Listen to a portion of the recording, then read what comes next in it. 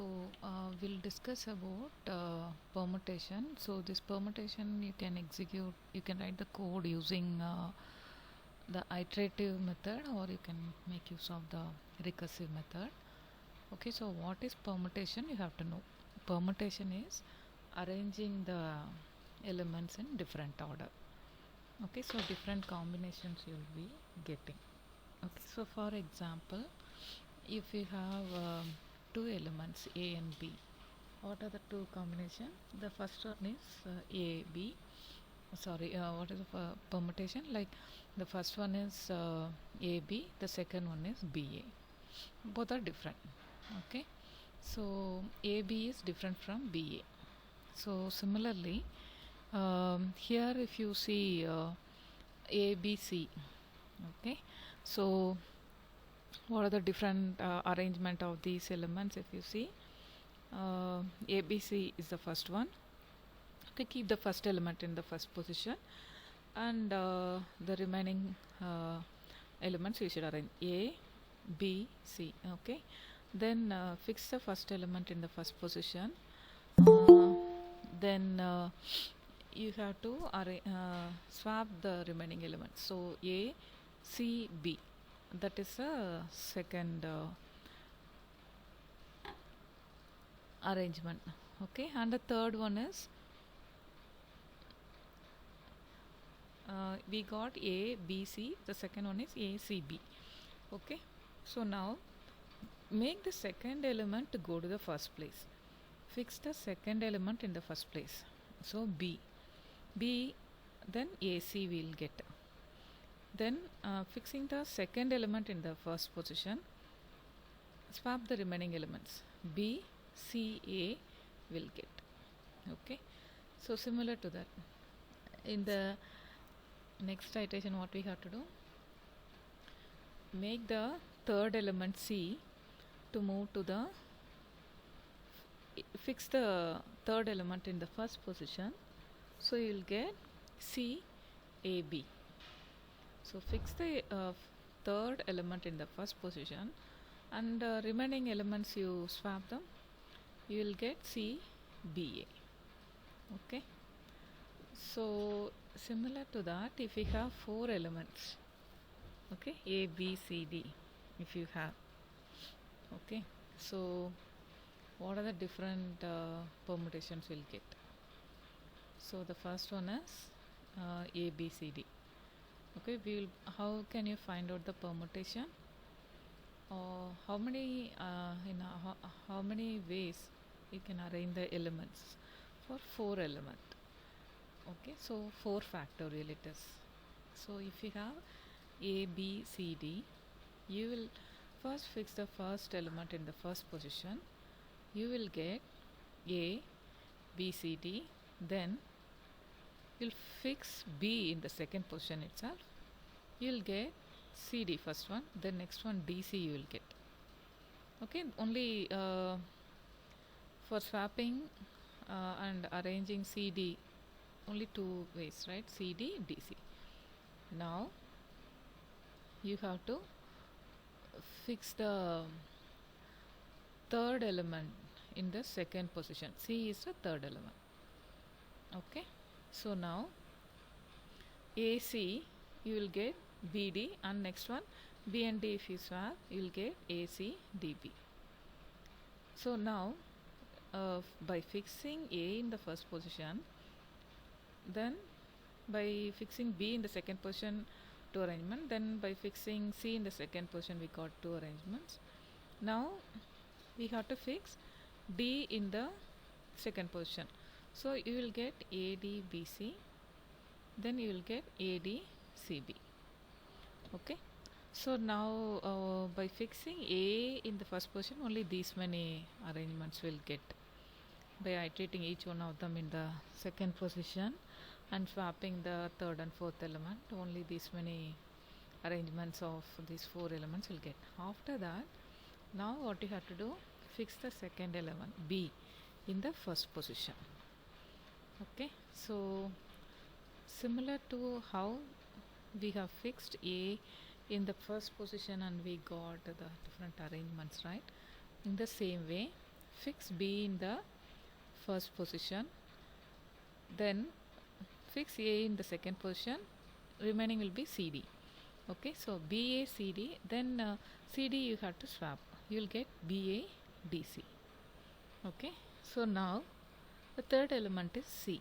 By fixing B in the first position, okay, so you have to fix C in the second position. So you will get BC, AD you will get, A and D if you swap you will get BC, DA. Okay, then after that you will be you have to fix see, now if you see, we fixed B in the first position, then A in the second position we iterated, then C in the second position we iterated, then now D in the second position, so you will be getting B, D, A, C. So A and C if you swap you will get B, D, C, A. Okay, okay, now we have dealt with the different arrangement of elements by fixing A and B. Similarly you have to do for C and D. Okay, so if you have 4 elements, how many ways of arranging the elements? What is a permutation? It is 4 factorial. Okay, so if you have n elements, how many ways of arranging the elements? N factorial. Okay, that's a permutation. How many permutations will get? N factorial. Okay, so now we'll move on to recursive permutation generator. Okay, so here recursion is like if you want to solve a problem, the simpler method of solving that problem we'll find out. Okay, simpler version of it we'll find out and we'll solve the problem. Okay, that we will use for solving the major problem. Okay, so here this permutation function is not going to return anything, so we'll declare it as void. The function name is permutation. We will pass the array. Okay, the array name is list. If we have stored a character in that, then character array will be passed, and we will use I value, j value and all in this function, and the total number of elements, it is n. Okay, so now we will check whether the I value reached n or not. Until then, what we are going to do, first time we'll print the elements in the array as it is. Okay, so this permutation is a recursive function, right? So whenever I value is equal to the total number of elements, we are going to print the elements. Okay, otherwise we are going to call the permutation function. Okay, then j equal to I and less than n. So this is how long we are going to repeat it if there are 4 elements. Okay, so we will be executing we'll fix the first element here, swap of list of I. So here if you see, initial value will be passed is 1. Okay, so here it will be passed. So swap of the first, we will fix the first element here. Okay, then after that we will pass the next element and what are all the remaining elements. Okay, so here for swapping that we will make use of the swap function here. So the same thing what we have seen here. Okay, and when we have taken if you consider only 2 elements, right, A and B. Okay, so A and B first we have to print, then BA we have to print. That's why the swap will be used here. Okay, and if we have 3 elements, what we have to do, A we will fix, A, B, C will be the elements. A will fix, B, C first will print. Okay, then A we will fix and C, B will print. Okay, that's why swap functions are used here. Okay. So now let's move on to data abstraction. Okay, so whenever you are handling with different types of data, okay, we may define our own data also. We may use the predefined data, or we may use our own uh, user defined data we may define. So what are the different data types? Character, integer, float and double. Okay, and if you want to define user defined data type, you will use array, structures and pointers. Okay, so what is the data type? Okay, what is abstract data type? So abstract data type will define ADT. Okay, abstract data type means ADT. So what is ADT? It will define the data. What is the from the real world, like what kind of object we have considered, what is a collection of it. Okay, so data abstract data type is what is that object it has to mention, what are the different operations you can perform over that. Okay, so both together will define the abstract data type. So if you are defining integer data, okay, so what are the objects here? It may be 0, +1, -1, +2, -2, like that. Okay, so the minimum value will be there, maximum value will be there when you are performing the operations over integer in the computer. Okay, we have the finite amount of memory, whichever the memory you have, finite amount of memory only we have. Okay, but in the real time we have infinite numbers. Okay, so here what are the different operations we can perform? Okay, different arithmetic operations like plus, minus, star, slash, mod. Okay, these are all the different operations we can perform. Even at any point of time, if you want to check whether two numbers are same or not, that also you can do. Okay, so whenever you are defining the operation, we will define it in terms of functions.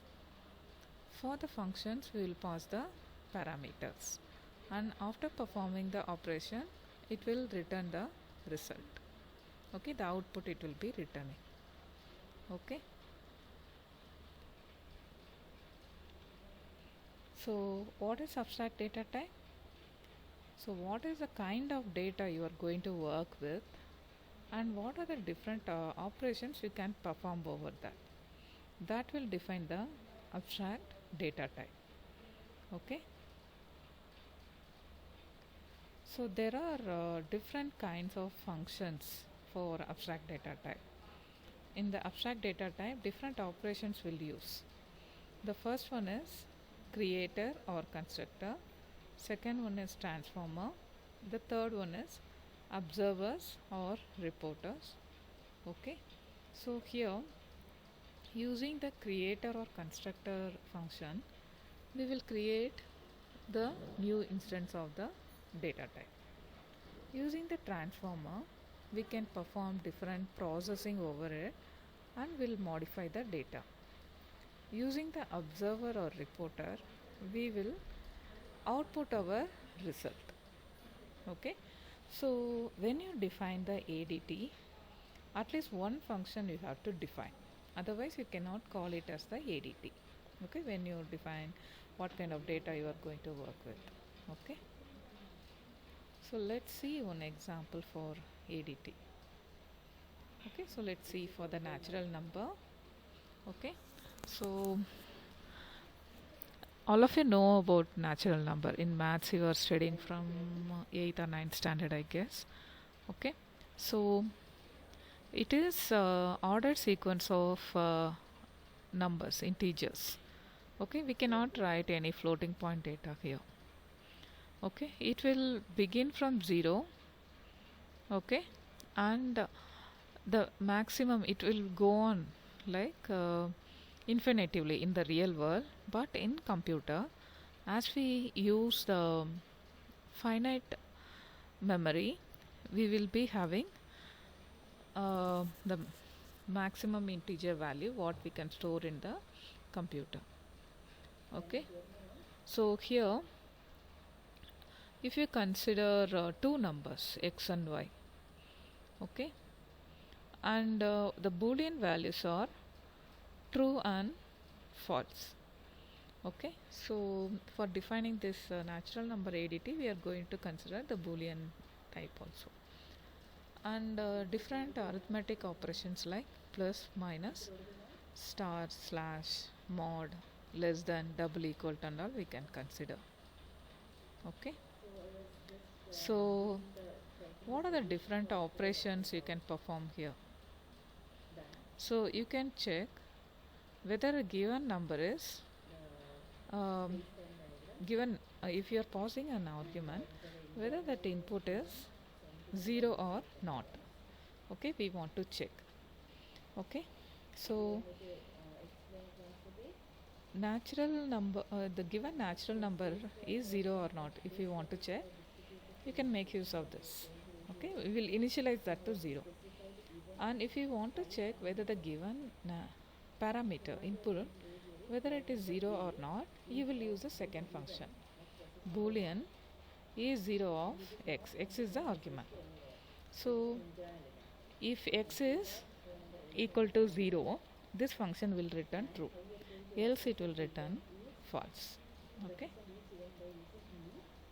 so next one is natural number add of x comma y. Okay, so using this function we'll be adding two data. Okay, so x and y, if you are passing as inputs, both will be added together. Okay, x plus y will be added together. If that value is less than or equal to the maximum integer which we can store in the computer, then we'll return the added result. Otherwise, we'll return whatever the maximum value which can be stored in the computer. Then if you have a function, if you want to check whether x and y are equal or not, okay, then you can give if x is double equal to y. If both are same, then we'll return true, else we'll return false. Then you can define a function to find out what is the successor of the given natural number input.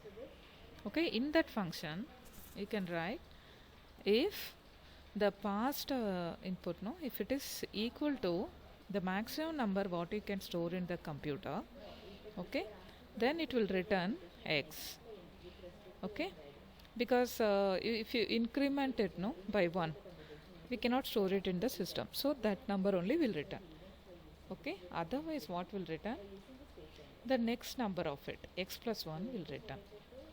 Okay, the next one is subtract. This function will accept two inputs, x and y.